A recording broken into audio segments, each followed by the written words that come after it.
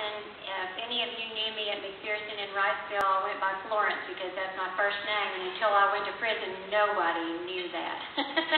And now everybody does, and I don't have a problem with it. I used to be so afraid somebody would find out my first name, and now I'm real proud of it. But I went to prison in May 29th of 2001, and when I got there, I said, I don't deserve to be here. I didn't do this crime. I just let somebody do it. I let somebody manufacture meth at my house. And I had lied to everybody about it. I said, I didn't do this. I didn't know. I was just trying to help this guy, And when I got into prison, I said, I just don't deserve this. And in August of that same year, I went into the PAL program under Chaplain Kenneth DeWitt. And my mom had been really worried about me, and we had a retired pastor that was a good family friend who lived across the street from us. His name was Pete Ogle. He's still there, by the way. And he told my mother, if your daughter is in the care of Chaplain Kenneth DeWitt, then you can sleep well at night because she's in good hands. Well, I did sleep well at night. And even at the very beginning, the second week I was in prison, I called my mother and I said, Mom, you know what? It's really not that bad. And I'm going to be honest with you, it's not as bad as where I used to live. Because I had been on drugs since I was 15 years old, and I had gotten to the point on methamphetamine that I had lost everything. And I lived in this dirty, filthy little house trailer with no electricity and no running water. And the prison conditions were a lot better than that. I had a clean place to live. And once I got under the care of Chaplain Kenneth DeWitt, God turned my life around. On September 18, 2002, I fell to my knees in repentance and asked God to change my life and change my heart. And He did at that very moment. And it's never been the same. And I ended up fessing up to everybody, and I learned something very, very important under Chaplain Kenneth DeWitt's care, the principle of authority. See, I've been raised in a Christian home, but I had never been taught about the principle of authority and how God places authorities over you as your protection. And so I appreciate that.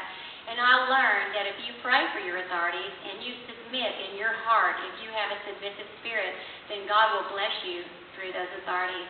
And God has blessed me tremendously through the guards and the sergeants.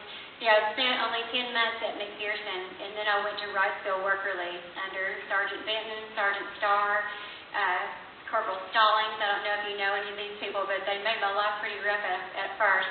But, they were doing that to help me, and I appreciated it so much. Warden Campbell, I just now realized you were there. I worked as an admin porter. Do you remember me? I loved you. You gave us extra tissue. The tissue issue, I'll never forget it. They decided just to give us one roll a week, and it just wasn't working, okay? I said, Warden, you got to help us here. She said, do you think if I gave you two rolls of tissue a week, it would work? I went, yes, it would work. And it did. Okay, I'm sorry. That was a nice front of it. So anyway, just to wrap up here, I wanted to tell y'all that the way God blessed me so tremendously in work release, I was able to go and work for SAJ in Pine Bluff, which I worked for them for about a year and a half. And actually, I was given a supervisory position and given raises. And I submitted to my authority and respected my authority at that job, just like I did in prison, and like I still do. And I ended up leaving work release with over $6,000, and I had saved up. And shortly after I left, my mother got very ill, and 3 months after I got out of prison, she passed away. But for that 3 months, I got out December 1st, 2004, and my mother began to get sick on December 3rd. And in January of this very next year, she had some very extensive emergency surgery that changed her life. And I was able, because of my time spent at work release, to spend every hour with her and be her total 24-hour-a-day caregiver. And my mother and I had some really good visits in that 3 months, and I'm so grateful. And I'm just so grateful to all of you for what you do, because if people truly would look at prison as an opportunity instead of a punishment, then we could turn this world around. Thank you.